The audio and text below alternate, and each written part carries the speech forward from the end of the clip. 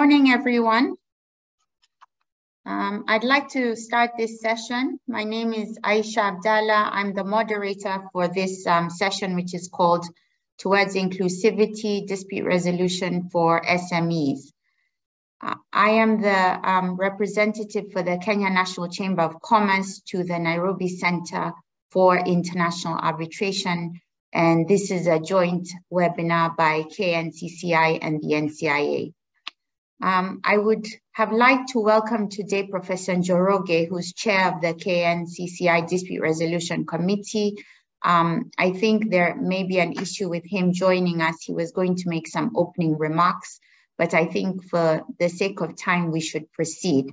So now I would like to introduce my fellow panelists. When I mention your name, panelists, if you could turn on your videos if you don't already have them on. My first panelist is Alan Gichui, Senior Counsel.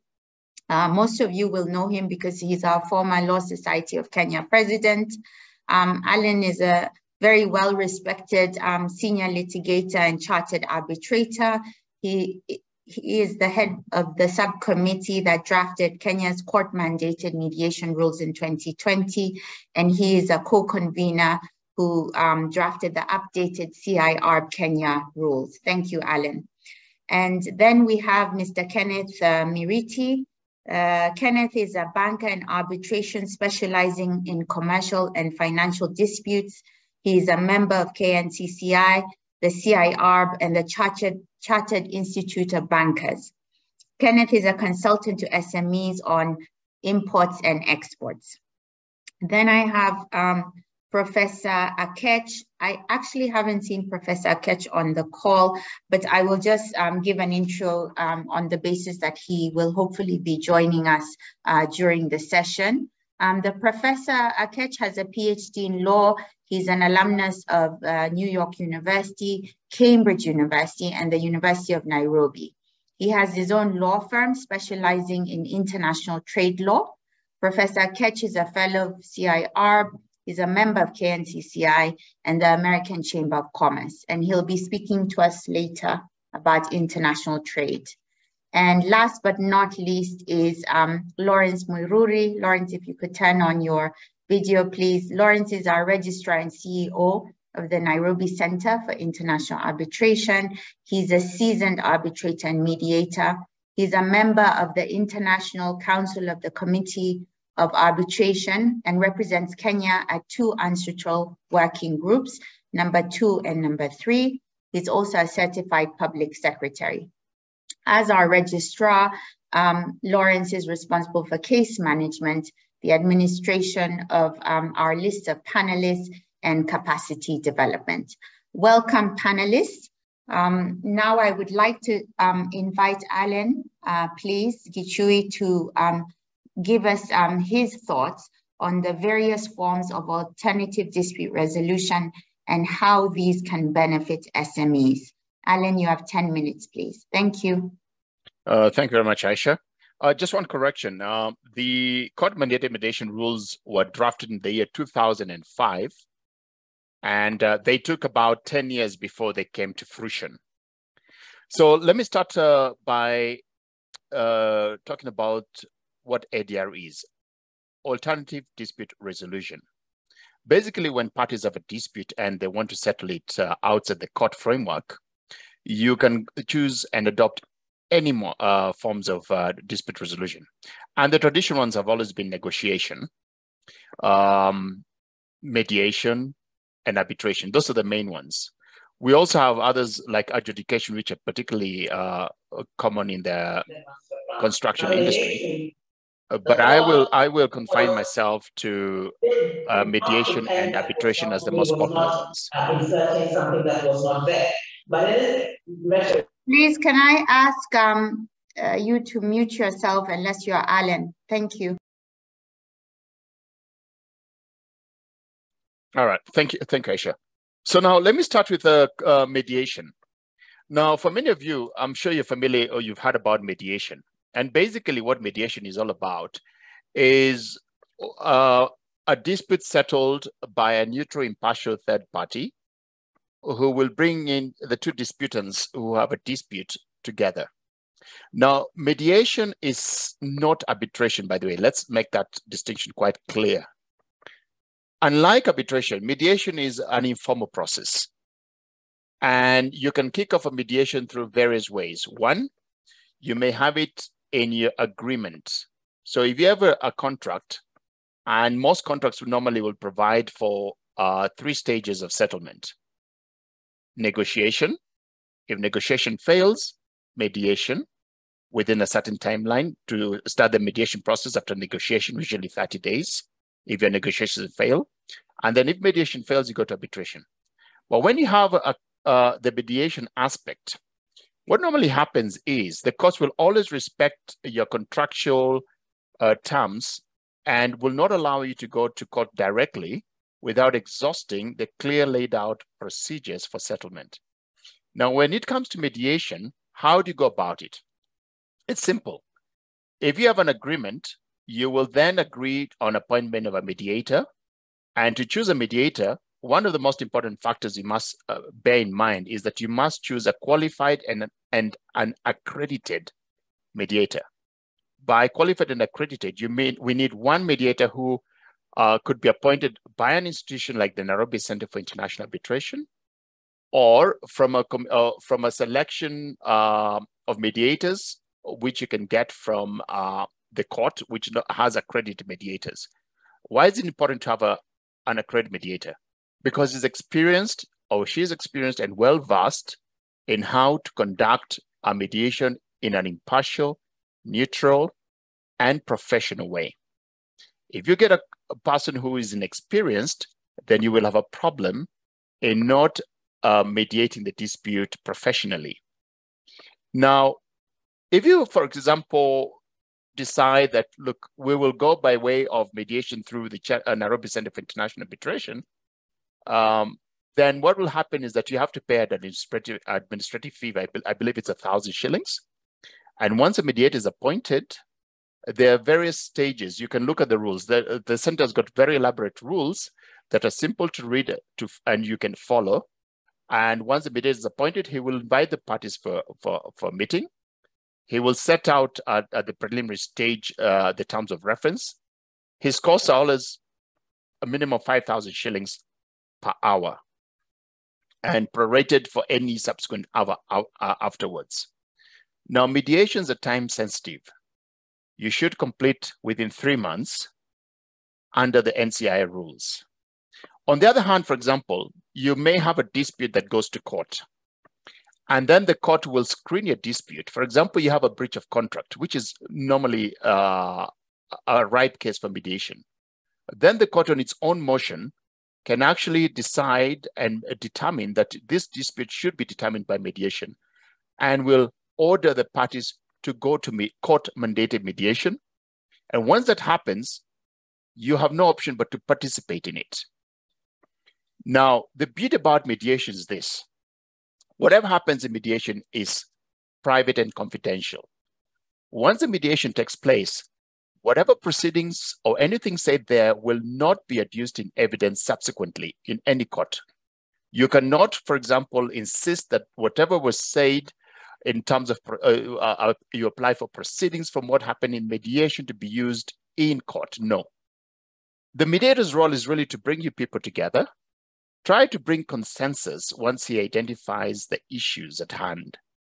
And most importantly is when you attend a mediation, do not go there with the attitude of antagonistic tendencies prevalent in litigation. You're supposed to be free. You must also ensure that the person attending the mediation, be it for a company, must be a person with authority to settle the dispute. It should not be a person who says, I'm sorry, but I don't have instructions. No. From the outset, bear in mind the person dealing with that must have authority, absolutely. And once, for example, you reach a settlement, then that settlement will be recorded by the mediator into what you call a settlement agreement. And then it will be adopted by court. That is not court-mandated mediation. On the other hand, if, for example, you had a private mediation agreement, or rather private mediation outside the ambit of court, you've not gone to court. Any agreement reached will be recognized by the court. And it's a very simplified method. The settlement agreement will just be filed in court and adopted as a decree of the court, meaning you can now have that enforced in the normal manner like any other court judgment or decree subsequently. So that's the beauty about mediation. Now, coming to arbitration. Now, arbitration is different. This is where an arbitrator is deemed to be like a private judge.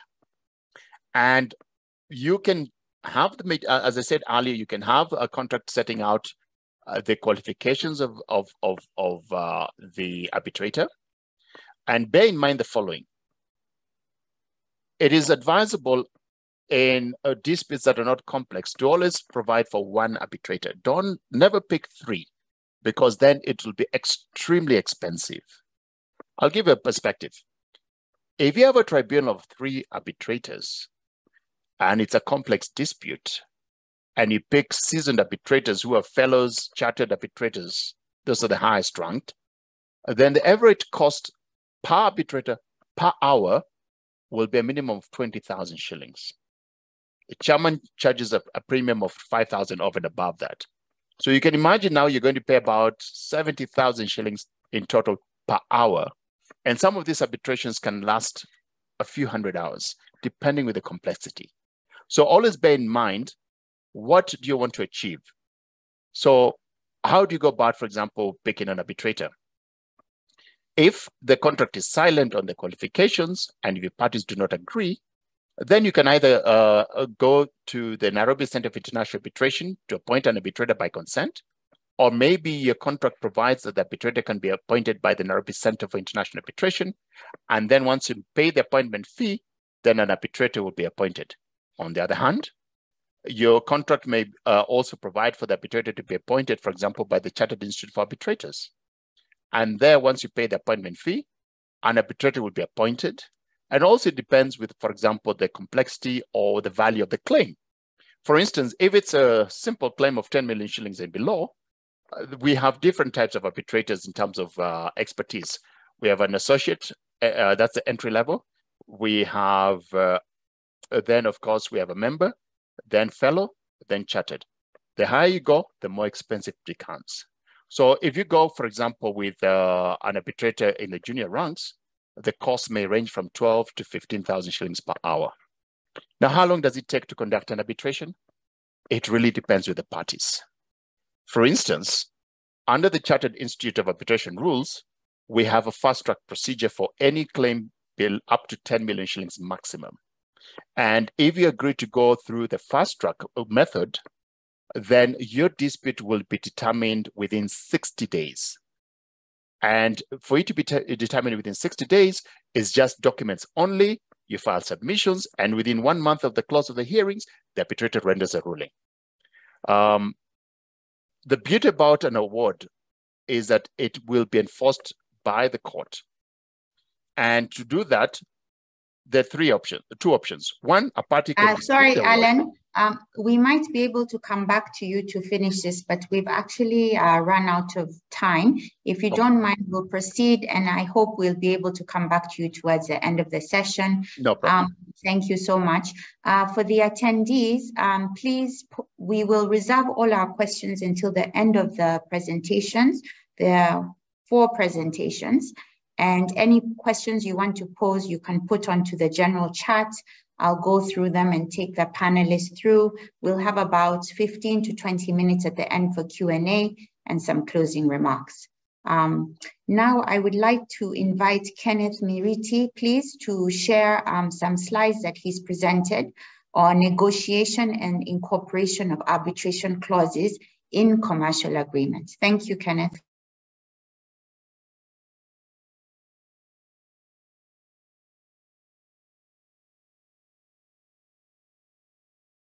Kenneth, you are muted. If you could please unmute and start again. Thank you. Yes, sorry about that. Thank you, Aisha. Good morning to all the participants and fellow panelists. I shall quickly delve into how to incorporate an arbitration clause into your contracts and the benefits of doing so. If you may allow me, host, to share slides so that I can quickly go through it.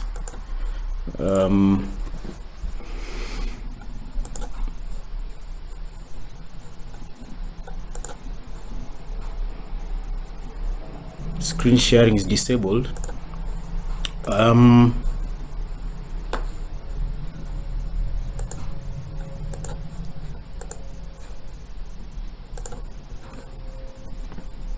Is that possible, Aisha, or do I just straight go through to just the presentation? I have 12 slides so that the participants can be able to glean more information on that. I will work with the organizers to post your slides, but in the meantime, I believe you've been allowed to screen share. It's showing on my screen. Yes, thank you. My senior, Alan, has gone through several of these presentations, so I'll just gloss over what he has covered ably. I'll speak about big or small business, why an arbitration clause in your contract is beneficial. What is arbitration? At its simplest, arbitration is a private legal alternative to national court litigation as a means of resolving disputes. In choosing arbitration, parties opt to have their disputes resolved privately instead of going to a national court. The Arbitration Act 1995 Section 3 defines arbitration as an agreement by parties to submit to arbitration all or certain disputes which have arisen and which may arise between them in respect of a defined legal relationship, whether it's contractual or not. Arbitration is business and contract agnostic, and the benefits of having one in your contract can be immense. An arbitration clause within a contract or agreement is easy to follow, it is confidential, cheaper, and faster compared to the court system. Any business contract is the foundation of a relationship, and it also sets the guiding principles for operations. Yet, commercial relationships often run into choppy waters. In recent times, mechanisms have found favor in the commercial legal ecosystem to adjudicate on grievances in commercial relationships. Arbitration has emerged as a preferred mode of ADR. Arbitration is agnostic to a company size, which means anyone can use it. You may be a small or medium, the dispute is small, yet that minor dispute may have the repercussion dispute to that small entrepreneur. The SME can opt for arbitration as a dispute resolution process, and arbitration is optional, an optional substitute to the court system mentioned. But it's important to note that you cannot drag a party to arbitration. Thus, the importance of having an arbitration clause included in your commercial agreements, particularly in areas such as purchases and supplies, sale of goods, rental agreements, leases, and bank transactions. Regulations on arbitration have also been strengthened and amended to suit the requirements and address the ambiguities in earlier versions. And I'm particularly pointing out the Chartered Institute of Arbitrators Kenya Arbitration Rules 2020.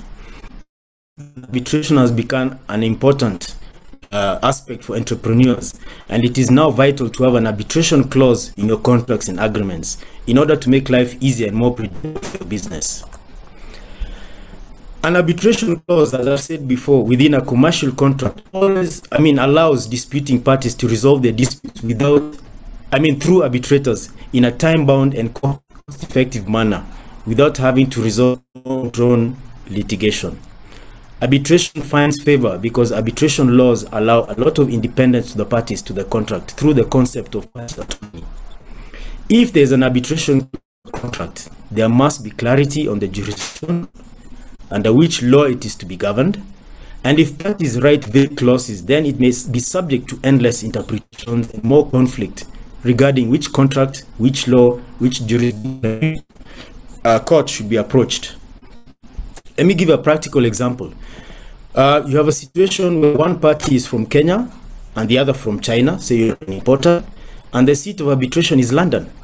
And it should be clearly spelled out in your arbitration clause within your agreement which law they want, whether the laws of Kenya, the laws of China, or the laws of EU to apply to that arbitration.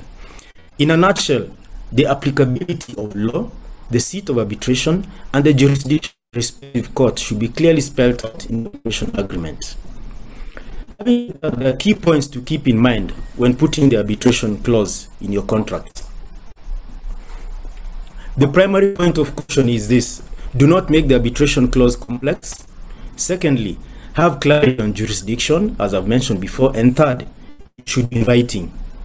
If both parties are Kenyan and arbitration is going to be in Kenya, then the applicable law should be clear. If it is an international commercial arbitration, then jurisdiction and the applicable law should also be clear. I can mention here that the standard arbitration clause is effective for most commercial transactions, especially for the SMEs. Should you want to increase the time provided in the arbitration, again, there are provisions to do so. First, by the consent of the parties, and then by the permission of the arbitrator. This kind of flexibility provides confidence and support to commercial ventures, as they know that the arbitration proceedings will effectively decide their dispute. Emphasize that all business-related transactions should have an arbitration clause. Arbitration is time-bound, and there are fewer procedural technical issues than in courts. Further, appointment of an arbitrator is based on party autonomy, as the law gives complete freedom to the parties to choose an arbitrator or an arbitral institution, such as NCIA or the Chartered Institute of Arbitrators Kenya. So if you want to have an arbitrator having the subject knowledge, you can select one. With due respect, sometimes in the court you may have a judge who is not an expert in that particular domain of dispute. More often than not, most arbitrations are conducted by a sole arbitrator. Alternatively, parties may have the right to nominate one arbitrator each, such that both the nominated arbitrators will then appoint an arbitrator who acts as the umpire or chairman of that tribunal. When it comes to the award being fair and sound, if one nominee is yours and one nominee is of the other party of the dispute, then there is enough balancing, because there shall be a third arbitrator who is the chair, nominated by both the nominated arbitrators. The decision made by an arbitrator is called an award, unlike in the court system. The award made by an arbitrator is enforceable as a decree and can only be challenged in court under very limited circumstances, as provided for in the Arbitration Act. This is helpful for the whole legal ecosystem. It boosts the commercial scenario and also attracts foreign investors who have confidence when coming to Kenya to invest or do business, that their disputes will be cleared in good time, fairly, and through a system that is easy to use and understand. However, if you have an arbitration clause in place, then you cannot go to court when a dispute arises. Finally, I will go to the advantages of arbitration over litigation. The first advantage is the choice and flexibility, like I've mentioned before. The second is expertise, where parties can appoint an arbitrator with the relevant technical expertise or knowledge of the dispute if it's very technical. Third is neutrality. Parties can agree on a neutral forum and a neutral location to conduct the arbitration. And then there's finality. There's limited scope for appeal, as mentioned earlier. And then arbitration is confidential. Arbitration proceedings are held in private. You don't have to wash your dirty linen in public. Final advantage is the cost and speed. It's often faster and cheaper than litigation. New trends that have emerged during the COVID-19 pandemic that are carried forward, and one of those is virtual hearing, where arbitrators and parties took the advantage of the flexibility and autonomy offered by Arbitration Act by adopting innovative measures such as virtual hearings over the internet. Using virtual hearings, though not new, became a necessity and has accelerated a shift from in-person hearings.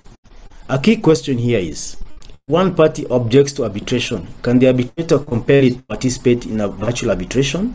The answer is yes.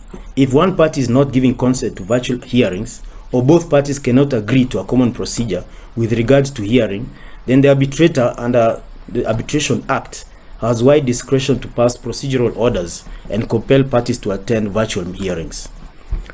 The second aspect is documents-only arbitration. This again has emerged as a flexibility, where it's an alternative to hearings. In document-only arbitration proceedings, parties dispense with formal hearing entirely. As the name suggests, documents-only arbitration are those in which tribunals make awards based on documentary evidence, with no opportunity for oral hearing. In this process, the tribunals and the parties work remotely with no need to attend hearings, and it helps parties to avoid incurring the administrative costs of attending hearings, and the dispute resolution is also expedited. This is important to mention that not all disputes can be resolved entirely through document-only basis. My final slide is the need for emergency arbitration. This is another advantage, where many arbitral bodies in Kenya, including Kenya, have, through the expedited procedure rules, which my colleague Alan has mentioned, have established a fast-track procedure where arbitration can be utilized for urgent relief if required. Access to emergency relief can provide companies speedy resolution to disputes. The limit, of course, from this is Kenya shillings 10 million and below. Finally, there's a concept that's important to bring out, especially to the SME sector.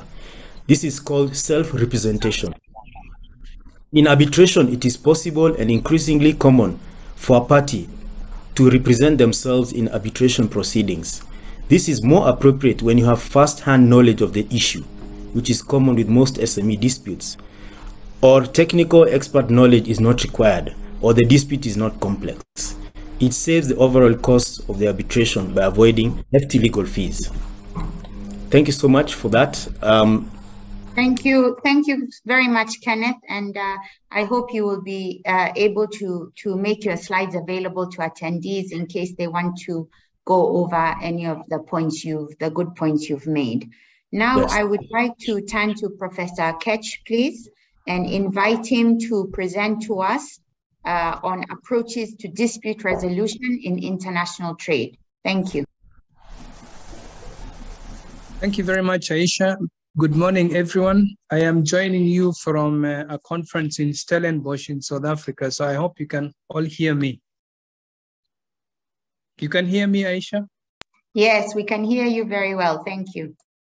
So I think my colleagues have covered the basics very well.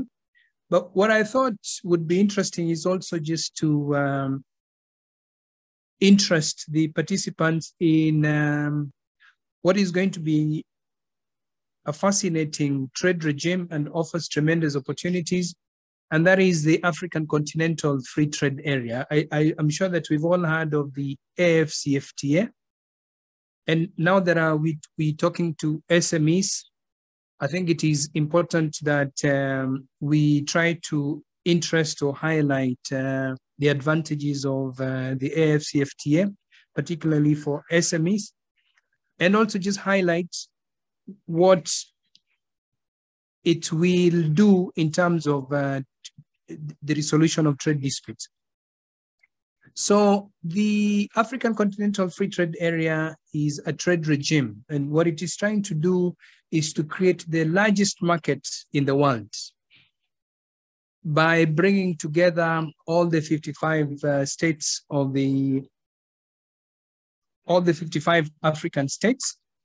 And they're trying to reduce all kinds of trade barriers, whether you're talking about tariff barriers, which are basically just taxes that are imposed on goods and services, or you're talking about non-tariff barriers, which are typically, to give you examples, you talk about standards for products or qualifications if you're talking about services.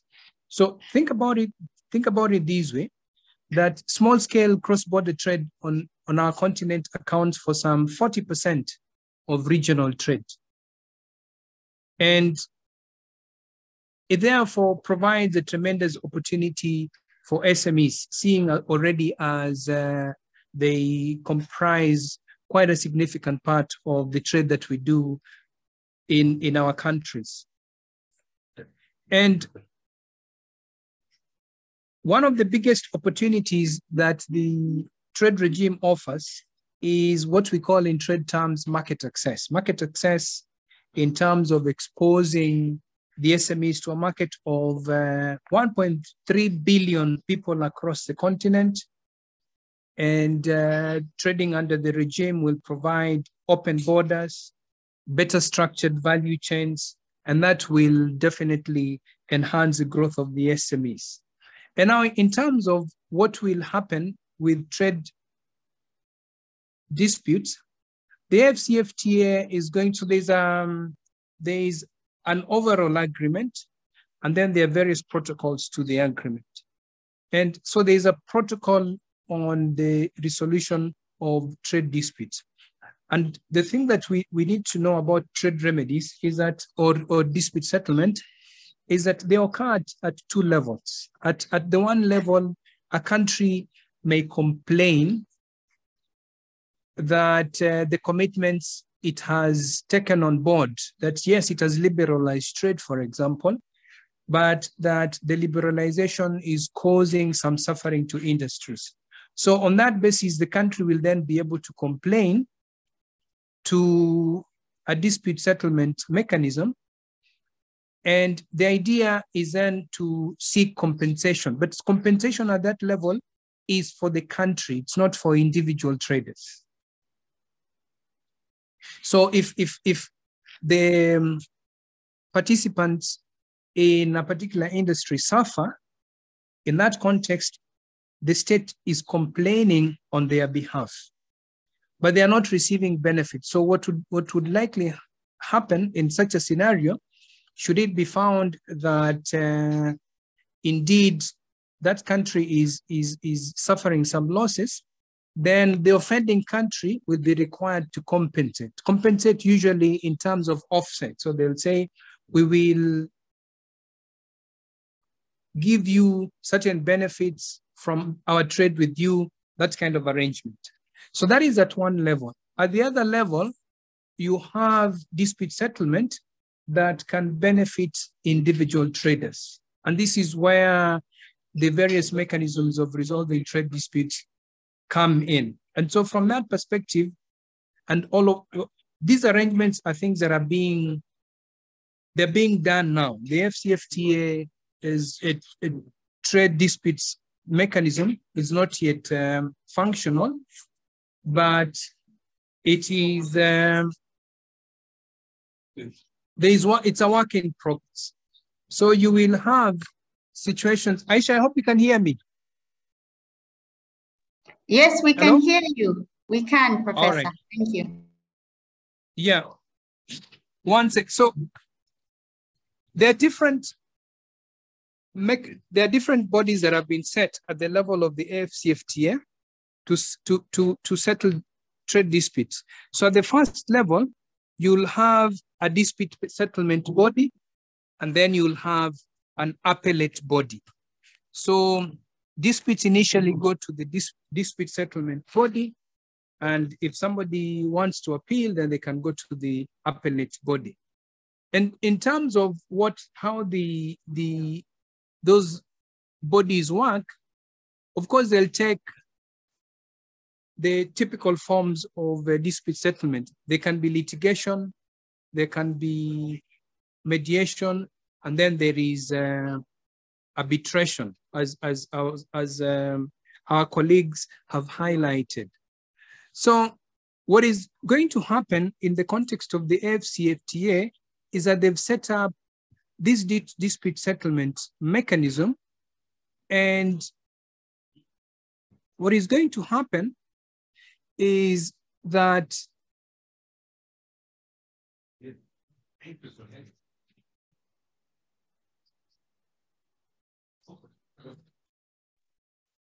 we can't hear you, Professor. Were you saying something? You were saying yes, so, what is going to happen is? Yes, so what is going to happen is that one then sends a complaint to the dispute settlement body first.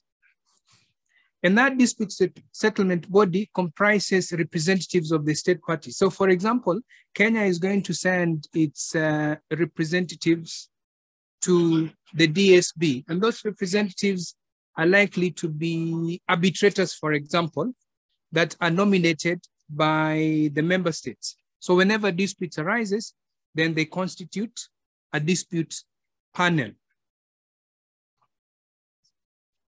And then, so in the first instance, before the panel works, before the panel is convened, you have consultations first. So people try, the various states will try to resolve their disputes through consultations. If that does not work, then the matter is then referred to the dispute settlement body. The dispute settlement body, as I've said, then establishes a panel. Also, as an alternative to that procedure, the parties could also establish or use conciliation to resolve disputes. But what is also interesting and is an introduction of the AFCFTA regime. You don't usually find these international trade agreements, is that the dispute settlement protocol allows third parties who have what is called a substantial interest in a dispute to be heard and to make the written submissions to either the panel or the appellate body. So this is again a route through which an industry that thinks that it is suffering losses because of certain commitments that its country has made can then complain to the dispute settlement body, demonstrate that it has a substantial in the dispute, and therefore participate in a dispute settlement process. But so in a nutshell, what I'd really like to encourage the SMEs is to, first of all, understand the AFCFTA regime and seek means of participating in it. And I'd be very happy to talk with the SMEs in terms of how they can take advantage of the great benefits that are going to be created by this very timely initiative that we call the African Continental Free Trade Area. Thank you very much, Aisha. Thank you, Professor Ketch, and thank you for your clear and succinct presentation. Lastly, I'd like to turn to Lawrence Mururi of the NCIA to take us through resolution options for SMEs and how to access them. Thank you. Before you proceed, Aisha, so yes, sir. Thank you very much. Please excuse me, as I told you, I'm in Stellenbosch. So you won't be staying on for our Q&A, please. Professor Ketch? Yeah, but please share my email address with them. I'm happy to pursue this conversation further, even provide training on the AFCFTA regime. Okay, thank you. Thank you, Yes. Professor Ketch. Thank you. Have a lovely meeting. Thank you. Thank you, Aisha. Thank you to those who have spoken before me. You've already laid the ground for the conversation that I hope to have with the participants. Just to first acknowledge the participation of various segments of the SME. I think, as Professor has just alluded to, you occupy a significant place in the economies of different countries, and we no doubt acknowledge the role you play in the building of our national economies. That to say that we consider you to be a significant stakeholder, yet we find that the systems of dispute resolution, which perhaps you're exposed to or having to resolve your disputes through, may not be either inclusive, or even where they're inclusive, they may not be particularly tailored to meet your specific needs as an SME sector. So mine will be to examine areas where you have opportunities to channel your disputes. I'll look at it from the perspective of an SME involved in dispute, but I'll also look at it from the perspective of SMEs as potential practitioners or professionals in ADR. At the beginning, Ms. Aisha did mention that we are the Nairobi Center for International Arbitration. I'm happy to collaborate with the Kenya National Chamber of Commerce and Industry in this way.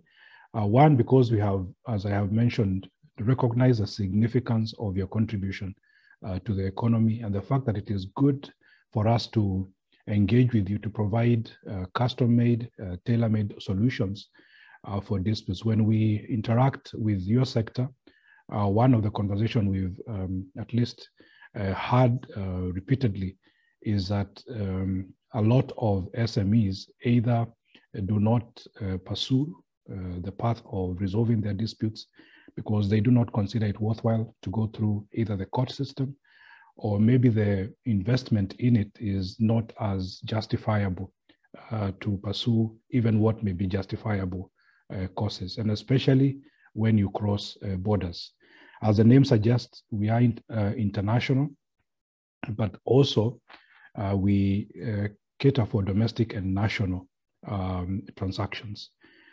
Alternative dispute resolutions, just to add, normally will cater for disputes of various kinds. They will include commercial disputes, which mostly you will be involved in. Whereas on the economic side, you may be segmented as small. From a dispute resolution perspective, no dispute is small. And for us, we ensure that the services we render are of the same standard irrespective of the size of your budget or annual returns. So speaking to the business side, what opportunities are there for you in the resolution of disputes from the perspective of ADR, which I'll use to stand for alternative dispute resolution? If you imagine yourself as a business, perhaps having a business transaction with a colleague in Nairobi, or a partner company in Uganda, and you're asking yourselves, how can you maintain this relationship even when disputes are going on? How can you resolve your disputes without necessarily being tracked through sometimes a long process of even commercial disputes in the court system? That is what we provide. The center has developed rules for arbitration and mediation. Alan did describe the differences between these two, whereby you have a set of predictable, reliable rules of procedure by which once you refer your dispute to arbitration or mediation, then you have a very clear path of how your dispute is resolved. Another question that arises is, how do I determine, and I think Kenneth alluded to this, who will be the arbitrator? How do I know that once I'm before the arbitrator, I will be treated, or the service that I'll be receiving is as should be expected in the industry? NCIA has a panel of arbitrators from which you can select. The default is that parties can agree who the arbitrators will be. Then the appointment is made by NCIA or the parties, in this case, two transacting entities, SMEs, can approach NCIA to nominate an arbitrator or a mediator, if it is mediation, for that person then to facilitate the process of dispute resolution. The rules themselves govern the conduct of the arbitrator or mediator. The rules also in turn determine what the fees will be, and I'll be showing something shortly, so that at the point of time when you're signing your contract and committing yourself to a path of arbitration or mediation under the Nairobi Center for International Arbitration framework of rules, a lot of things are already clear. It becomes a means of managing your risk right from the word go, long before a dispute ever happens. It's more or less like what you do with the insurance. You pay before, so that when the event does eventually occur, you already know exactly where to knock doors on. So that is one option of availing the rules, availing a panel. We ensure, of course, our panel is composed of people of high integrity, people with experience, people who have participated in disputes of the kind that you are likely to be involved in.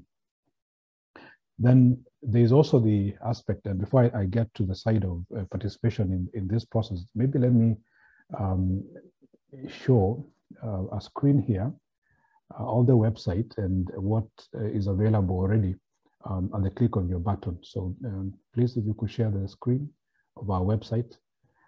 In the drop of the website, as we shall see shortly, you have the opportunity even to determine the amount of fees that you are likely to expend on a dispute before you even file the dispute itself.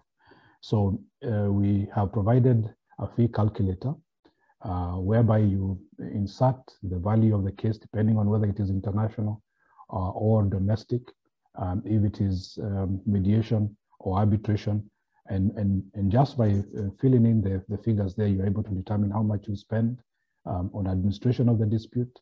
Alan did mention in terms of filing a mediation, it's a fee of 10,000. In terms of filing an arbitration, an equal amount, and then there are fees for arbitrators, which we have also laid out in the rules.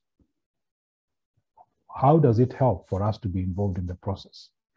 What we take away both from the parties, you as an SME, and the person who will be facilitating either an arbitrator or a mediator, is the task of managing the case.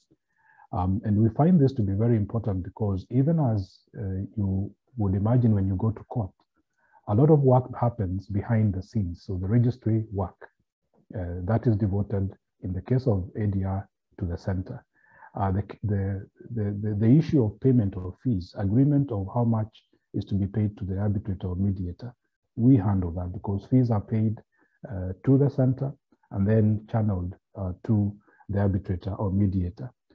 We have a team of case counsel. So whenever we get a case from you as an arbitration or mediation, we assign a specific counsel who then is involved in the entire process from the day you file the case, channeling documents from you as a party to the tribunal, to the other party, channeling directions from the tribunal to you. And in that way, we maintain a professionalism in the course of your dispute resolution. At the end, when the decision is made, if it's an arbitration, again, the same channel is involved to ensure that the product you get at the end, at least in terms of formalities, meets the minimum threshold, depending on what your dispute requires. We do not determine the case. Let me be very clear about this at the upfront. The arbitrator will listen to the case, decide the substantive issues of the case, render an award, which Kenneth had mentioned is a final decision, and then we get that award from the arbitrator and channel it to you as a party. This is where I've mentioned the question of formalities. Are the formal aspects of the award such that you have no trouble if you are to enforce it outside in a court? That is in the domestic scene. Given that we have an international perspective, a decision or award rendered under our rules will be recognized. I said you may have a party in Uganda with whom you're transacting.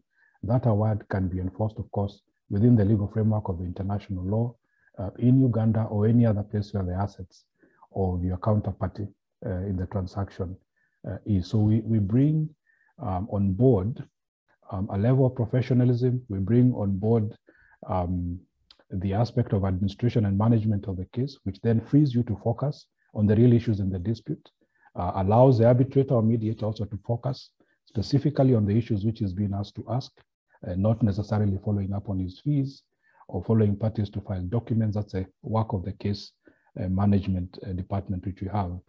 And then also we have facilities, that's hearing facilities, specifically designed to ensure that you are able to go through a mediation, you're able to go through an arbitration in an environment that is conducive for that to happen.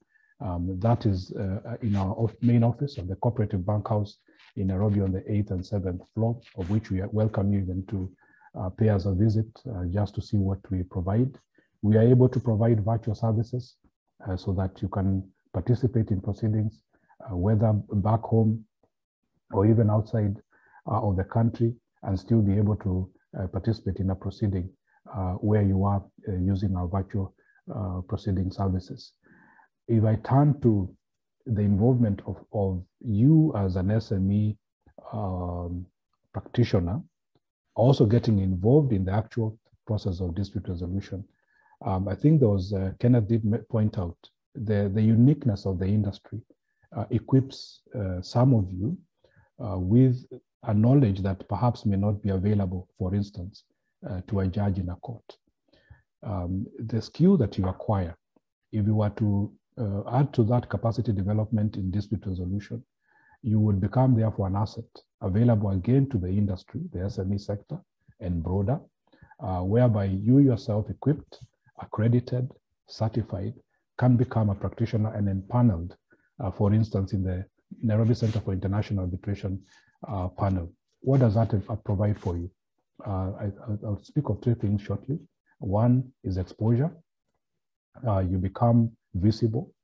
You become available to the industry for resolution of disputes within the industry. The other one is experience, because we are center focal point of receiving disputes. You get the opportunity where, as and when parties do select, or the center itself exercises the power to appoint to be involved in resolution of disputes. And then thirdly is the question of excellence. So the more and more you get to participate in this kind of proceedings, then of course you become more and more available and preferable in future disputes. So in that sense, we do provide training both for mediation and arbitration. These trainings equip practitioners to practice either as arbitrator or mediator. Beyond that, we also will, of course, offer advanced training in different aspects, including very shortly investment and international arbitration and other skills development, especially for mediators. And in this, I hope I can convince you to consider not only the services of the center, but also and paneling on the lists to ensure that you then can be available to the sector. I would have wished to share a screen on the website. I see Aisha is about to call me out. I don't know if I'm allowed to have a minute to do that. Please do that. Please Okay. do that quickly. Thank you. Sarah, please share the website screen. I illustrate the calculator.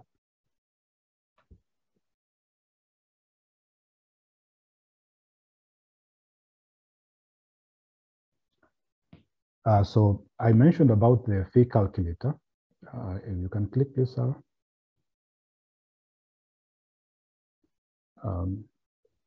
So let's see what happens here.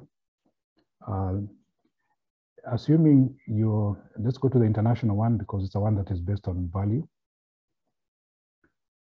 Insert a value. So assuming you have a contract with a party in Uganda and the value is 100,000. Sorry, we can click in 100,000. Now you can already see the dispute amount is USD 100,000, assuming.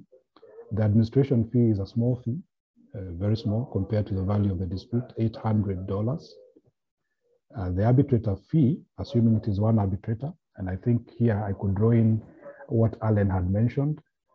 As you have multiple number of arbitrators, normally three, then of course the fee will increase by the number of arbitrators. So it's either 2,000 for one arbitrator, sole arbitrator, or times 3 for 3 of them. Now notice the value of the dispute and the fees that you're going to pay for someone who is specialized in resolving that kind of dispute. Sarah, you can add a 0 to demonstrate how this works. And the rest continues like that. And this will be the same even for mediation, for domestic. So you are able to determine how much you would pay as the dispute is handled. Let us go back up again to the tab on arbitration or mediation, sorry.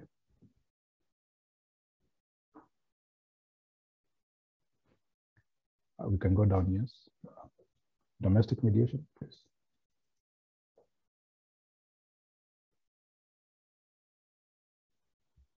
You can click.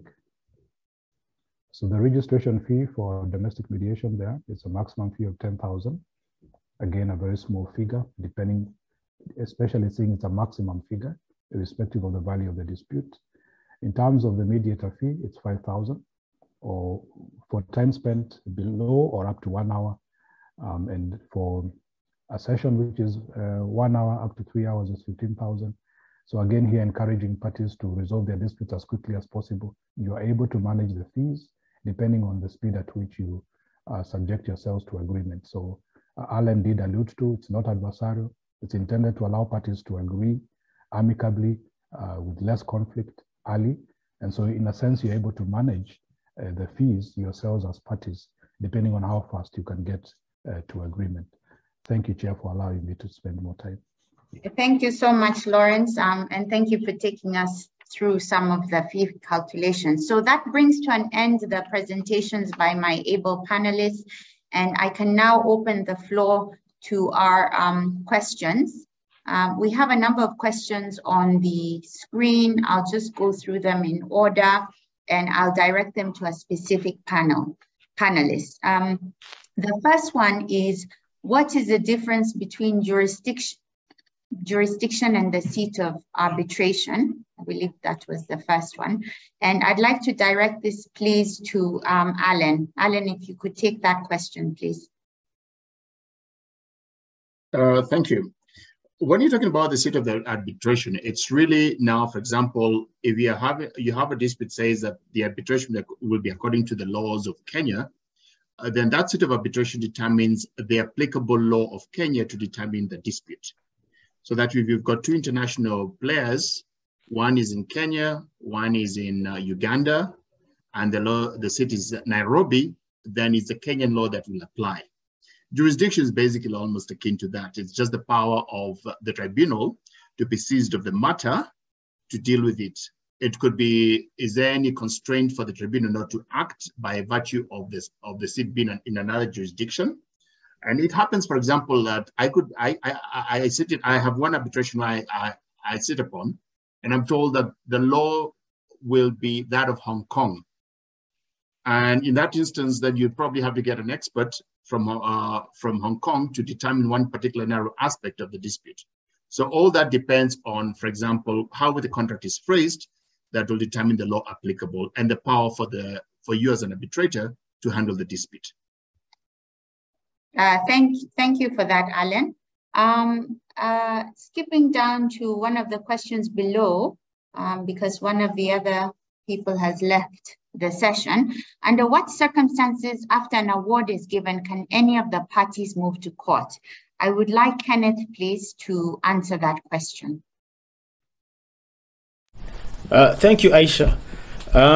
As earlier mentioned, the scope of appeal on an arbitration award is very limited. It's important to point out that there is no automatic recourse to appeal in a court of law. However, the Arbitration Act provides very specific instances in which you can appeal on matters of law, not the substance of the dispute itself. For example, the arbitrator had no jurisdiction, as Alan has mentioned, or one of the parties may have the opinion that the evidence they produced was not fully taken into consideration, or there could have been an unethical practice. So the Arbitration Act is actually the guide on how you can go to court following an award.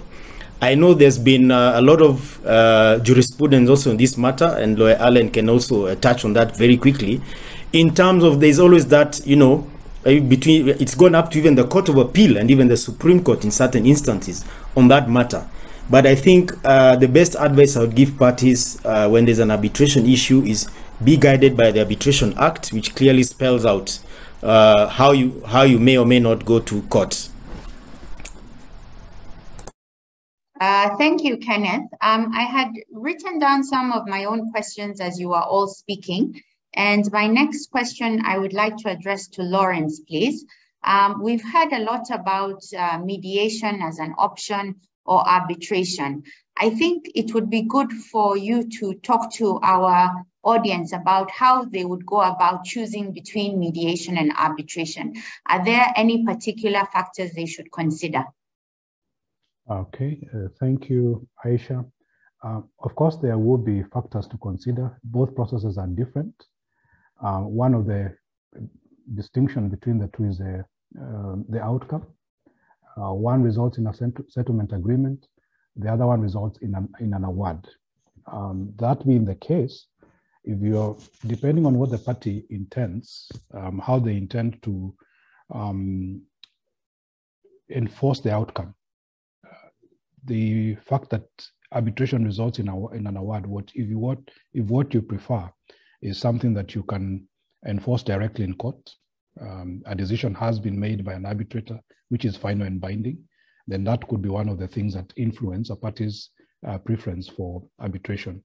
On the other hand, if the nature of resolution is one which is more consensual, where there is less friction between the parties, a desire to resolve things amicably, allow business to continue even as the dispute is being resolved, maybe then mediation might be a preferable procedure to use. However, you could also structure the same in such a way that you have a staircase.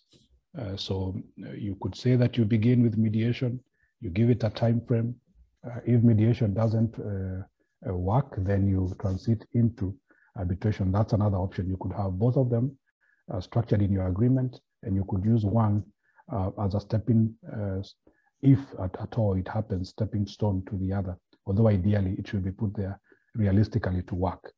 Of course, it depends also on the nature of the transaction that you're dealing with.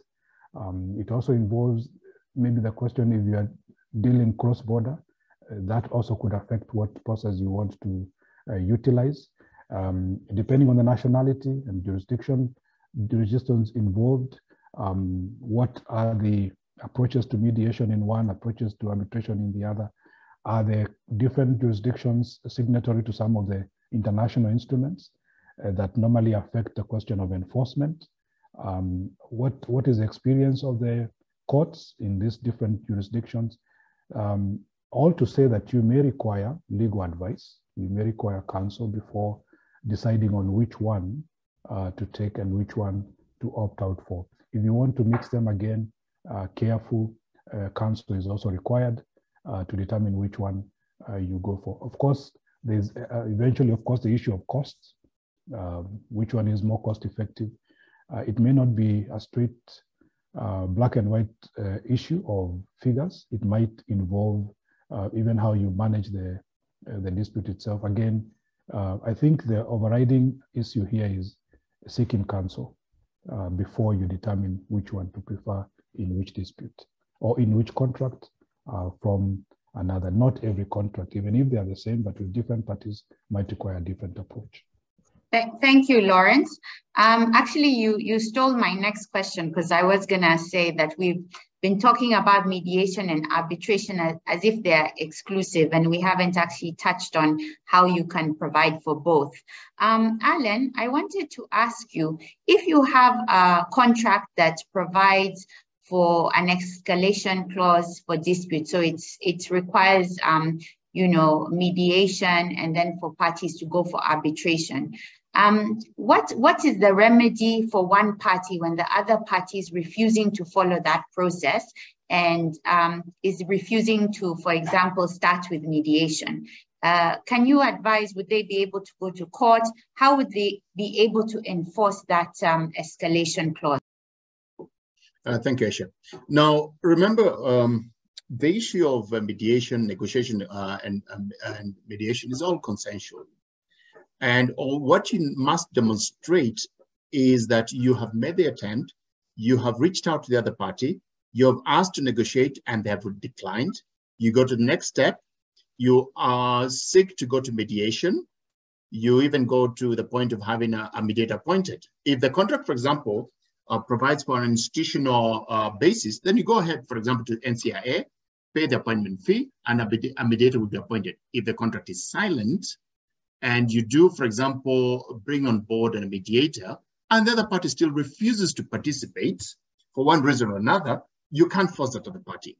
Then you go to the third tier, which will now be arbitration, and you will ably have demonstrated that you have exhausted the two other preconditions, and now the arbitration will then have to proceed. So that's what you do. And there's no court that will come over and say, no, stop this, because you must go back to the issue of mediation, because then the whole thing about justice is that you've demonstrated that you've, in good faith, carried out your contractual obligations, but for the obstinacy of the other party. Then you'll go to the final tier. But normally, make sure that you have a written paper trail, which will support your quest to reach the final tier. Thank you, Alan. Kenneth, I wanted to ask you about what advice you can give SMEs on avoiding disputes altogether. So we've talked about when there is a dispute, what mechanisms they can consider. but maybe you can give some very pragmatic advice on dispute avoidance. Where do you start it? Do you start when there's already a dispute, or is there anything you can do? Thank you, Aisha. For SMEs, definitely avoiding disputes is key to your business because it sucks a lot of your time and also finances. I would advise, because your commercial ventures, like any other entity, is as much as possible stick and adhere to your contractual obligations. That's number one. Though, of course, disputes are nature of life, you can enter into negotiation with the other party. Negotiation is key, where you do not involve any third party. You sit down on a round table, negotiate, and see where you can have middle ground. So that's the advice I'll give SMEs. First, stick to your contractual obligations. Secondly, if things are not working out, get into negotiation, because at the end of the day, you need to keep your business relationships. You need to keep your clients on board, and negotiation is an excellent way of killing two birds with one stone. Thank you. Maybe Lawrence, did you have anything you could add for the audience on dispute avoidance tactics? Well covered by my colleagues. Of course, I could also add I think it's more an institutional policy issue where you locate it. From a perspective of risk management, we normally say when people are negotiating contract, a lot of attention and time is devoted to the question of financial aspects of the transaction, and very little time is given to the question of dispute management. In fact, it is never foreseen as one potential issue that could, in essence, scuttle the entire transaction. So if we were to begin from the board level, elevating dispute resolution to the board level. Now, you might consider yourself to be a small enterprise, but if you think about the opportunity of risk killing your business, you will elevate it to the level of corporate governance.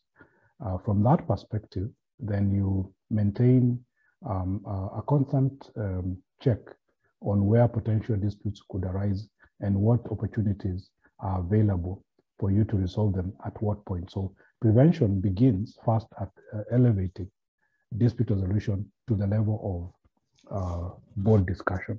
I think that's where I would want to locate it first, which therefore means as an entity, when you're considering the entire transaction, you are devoting as much effort on the question of where will we go when a dispute arises, who will be involved in the resolution of the dispute, at what cost are we willing to subject ourselves to dispute resolution.